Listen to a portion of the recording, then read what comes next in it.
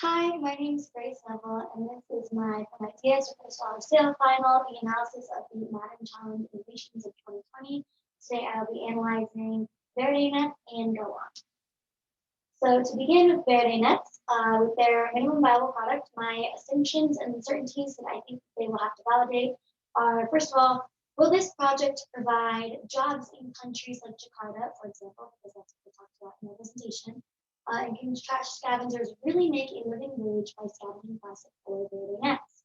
Also, is using plastic from oceans and rivers easy to use as 3D printed material? Are mosquito nets easy to 3D print from this plastic? And lastly, is funding from donors and governments like the Indonesian government, for example, enough to work with in two separate economies, Indonesian and African, like they said in the presentation. Then for the minimum viable product, Faraday Nets wants to convert plastic that has been littered in rivers and oceans to mosquito nets using 3D printers. Plastic from countries that have a pollution problem, like Jakarta, is where they will be getting all of this material from. And mosquito nets are going to be made for countries that are susceptible to malaria, like Nigeria, who has a big problem with this still today. The minimum viable product will have to be made of a specific kind of plastic that is compatible with a basic 3D printer. An example would be like, I don't know what this is, acrylonitrile butadiene which is a commonly used 3D printed material that can be melted down relatively easily. And the mosquito nets are going to have to be thin and basic for this minimum viable product all the time, but we have to make sure that 3D printers can make them to begin with. An experiment that they should be running. So without even recruiting trash scavengers yet, I think that's going to be something that they can do down the line. They should see how easy it is to find the same kind of plastic in these rivers, because for the 3D printers, they're going to have to use one type of plastic for the entire project, unless they can get some kind of really nice industrial 3D printer or many different kinds that can all be either working together or using different kinds of plastic depending on what the trash scavengers or just the employees at Verity Nets are able to find. So then what is needed to melt down the plastic for a 3D printer?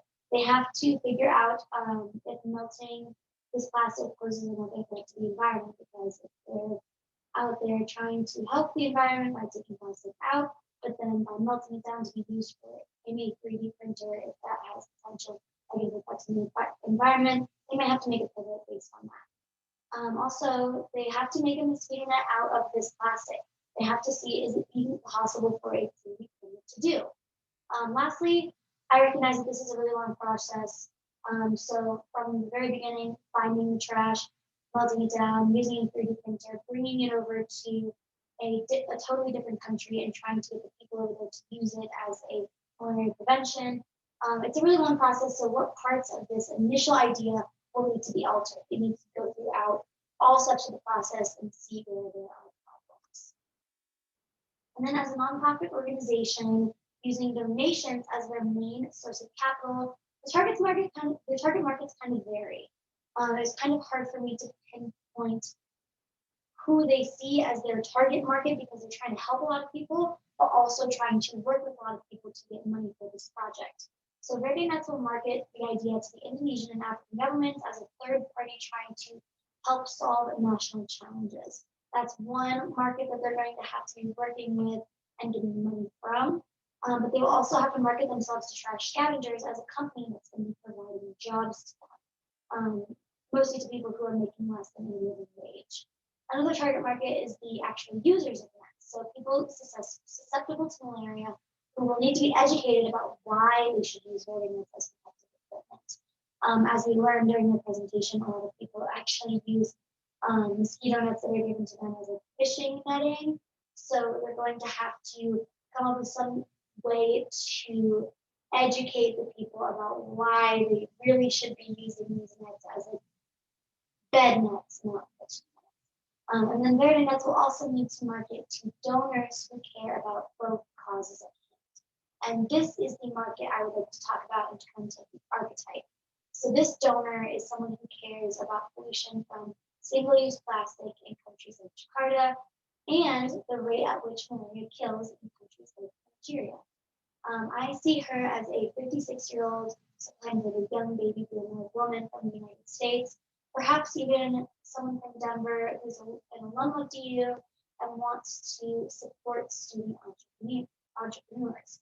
Um, this person probably is going to make around $45,000, $50,000 a year, and at least, and feels comfortable about donating a portion of their income. I see her as a church-going mother who's concerned about climate change and the future of the world for children. So the traction channels I think variants would want to use are speaking engagements as fundraising events. So I think that face-to-face communication is really smart for nonprofit work because by organizing real-life events, Variant is able to meet the donors in person, but then also attract a lot of new supporters. It shows the human side of the business, and it also shows who is taking action to make change in the world. If donors are able to see these kids talking about all of these problems they really want to solve, that they really want to change, they really want to work on, they're going to feel more likely to continue supporting them down the line instead of making just a one-time donation. So I think that live events will improve their image in the local community to start, but then also learning to make these speaking engagements and fundraising events a lot bigger. And it helps to build a community among the supporters by getting them to an event together, listening to a great talk by the very next founders, and hopefully donating while they're at the event itself, not just before or after. The second one would be existing channels with focus on social media. So I just think that with over 3 billion users worldwide, Variants should focus on relevant platforms that their target donor market uses, meaning that older 56-year-old women. Definitely Facebook, I think, possibly LinkedIn as well. But I think Twitter and YouTube are also important too, just because if you're making videos on YouTube, you can just post them anywhere. So it's really easy for people on Facebook to see. That being the biggest social media platform today.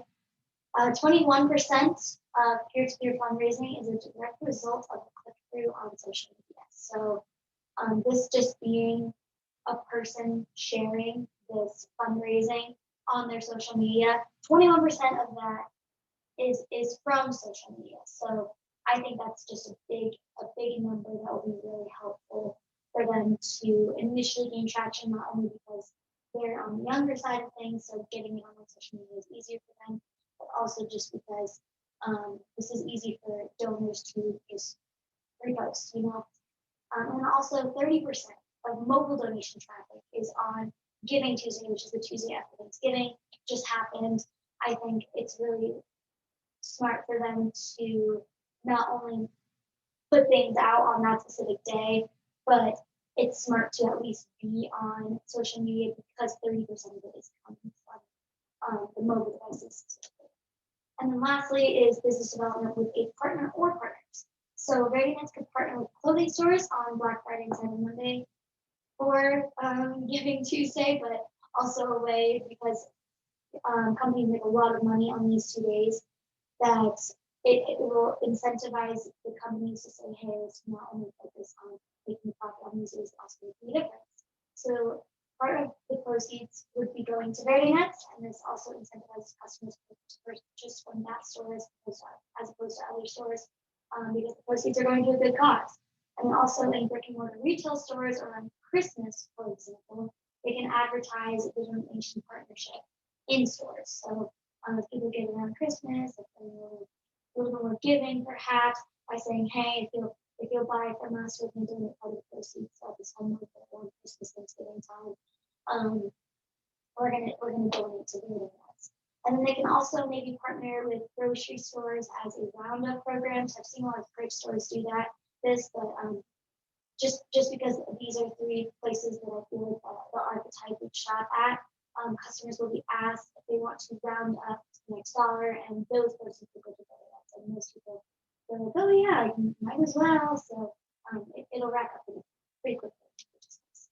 And then my overall analysis of Variants. So I applaud this group's motivation to solve 2 problems at once. I think that was really great.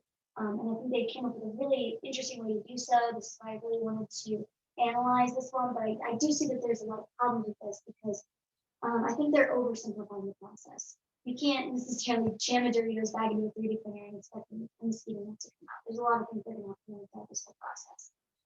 Can a 3D printer even make a mosquito net, for example?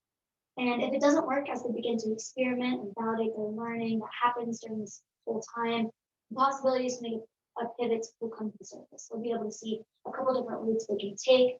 I have a feeling they're going to have to refine the net production process, or maybe even pivot from 3D printing entirely, which is okay. But they may have to decide only to work in one country instead of two, at least at the very beginning. But maybe pick one problem and solve that first, and then find different ways to incorporate other problems in that for one country, and then hopefully expand it again. However, I do think that VerityNets will do very well within their target donor market, no matter what, as long as they continue to allocate 50% of time and energy to gaining traction in this class. So moving on to Go On, the MVP. There's some assumptions and uncertainties they're going to have to validate. So first of all, will children and teens on the autism spectrum even like it? So Go On assumes that it will be calming for them and that they will be using it as a coping mechanism. Then also they're assuming that families will be willing to pay for both the headset and a subscription-based service. They may realize that they might have to pick one of the two and what they want to focus on as a company. But Go On is assuming also that therapists will partner with their company and think the Zoom type of virtual platform is beneficial for their patients. So the minimum viable product, they need to be developing a basic app, very basic, with the minimum amount of each resource and see what works well. So I think they need to have links to their favorite pictures, or have the app linked to their favorite pictures and videos directly from their camera roll. Super easy, but then also have an area where users can watch Go On produce videos, including calming techniques or mirroring in social situations, like they talked about in their presentation. But part of the app should also link to Zoom or another video application so that users can log into their therapy sessions. The minimum viable product needs to focus on the app, but Go On should also make a basic VR headset out of plastic, elastic strap to the back of the head, and foam where it touches the face if it's are too uncomfortable, with a small spot to fit the phone in front. The experiment they're going to have to do, so Go On is going to have to roll out the app to ask parents and families of the kids who are on the autism spectrum to try it out with them. They won't see how the kids use it. They should figure out where the flaws are, what needs to be tweaked a little bit, what the kids like the most, and then maybe have the kids try a prototype of the headset, see if they like that, see if it's too close, or they need to alter the app in some ways to make it easy for them to see their own pictures, their own videos, these videos that Go On is going to have to produce. But I think the main focus really needs to be on the app and seeing if that is going to be good for these kids. Their target market is children and teens on the autism spectrum. They have a basic understanding of how a smartphone works, so I think this is probably going to be ages 8 to 18, although I don't know too much about this target market specifically. But I do know that mostly boys, because autism shows up earlier in boys and is easier to identify. Girls tend to be diagnosed a little bit later down the line. However, parents are the ones buying Go On, and they're the ones who are going to be committing to the subscription service. And often it's going to be by the child's therapist recommendation if Go On chooses to work with different therapists and psychiatric offices. And then I think these kids may have OCD or anxiety coupled with autism because it is very common in this target market. The archetype is a 12-year-old middle school boy. He does have OCD and some anxious tendencies. He's been seeing the same therapist ever since he was diagnosed, and she was the one to recommend Go On to his parents, who realized that it worked well for him. So when school gets out for the day one afternoon, he faced a moment of discomfort among other kids in class, but he knows to pull out his VR headset out of his backpack. He opens the Go On app and he watches a video of his dogs playing at home, which always calms him down. But then after that, he switches over to a video that Go On has produced about how to handle a similar situation to the one that happened in the day in class. The attraction channels that I recommend for Go On, first of all, sales. So Go On should have a sales team who sells directly to the therapist offices and psychiatric centers. The therapists can use Go On as a tool for in-person sessions, or maybe as a trial so that they can recommend the parents buy Go On for their kids. It works well during their therapy sessions, just as a little trial tool. And then they can also sell to these offices directly. And then the office kind of acts as like a third party who can then resell the headsets to their clients. The second one would be business development with a partners, just like I said for Verdinex. But through sponsors and autism spectrum disorder aid programs, Go On can advertise their software and their values as a company. So these organizations can endorse Go On as a helpful tool for the children in the spectrum. And then if a customer chooses to buy through the sponsor or the program sites, the site can earn a small portion of this. Lastly, I think community building is really, really good for this market and this community as a whole, because I think Go On can prioritize it amongst the parents of the children with autism so that they can bond over the product and maybe even get their children together and they can make friends and they can together. And they'll be able to build a support system, which I think is really important for parents of children who are on the autism spectrum. And Go On can also find existing communities to showcase their product to. It's an easy way to find more customers by recognizing, oh, there's this whole host of people who already, or parents especially, that get together and are able to communicate, mostly online probably, about their children's experience or the parents' experience with children who have autism. And then they can Go On can either recommend it or hopefully find some parents who have tried Go On and they will recommend it to their friends. And lastly, the overall analysis of Go On. So I think this is a really, really great idea. I think it's definitely going to be helpful to the kids. I'm not sure how necessary the headset is actually. So I feel like most of the focus needs to be on the app specifically and teaching the kids that by opening app, there's so many different things that they can do or watch to help them calm down. And there's different, I think that mirroring strategy thing was really interesting as well, saying that if these kids watch these videos enough of they could Go On videos of how to handle certain situations, the kids are going to be able to mirror that in their everyday life. And I think Go On needs to validate if the headset is even going to work very, very quickly in the beginning. See if it's too close to have your own pictures and videos in the screen, even if that's necessary, or if kids should be using this app on a smartphone device by itself. Maybe they can learn to pivot away from it or use some other kind of technology. But I don't think VR therapy is the best idea.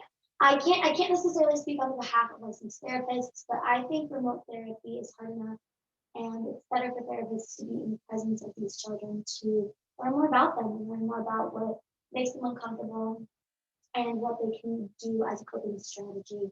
But I think maybe be something to work on down the road, or in the beginning, just to quickly validate whether therapists like it, whether kids like it, whether they should be creating a Zoom type platform or just linking to Zoom or something like that.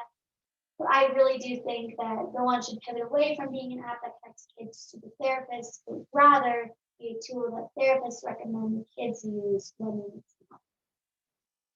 And that is the end of my presentation. Thank you so much for listening and thank you for a great quarter. Bye.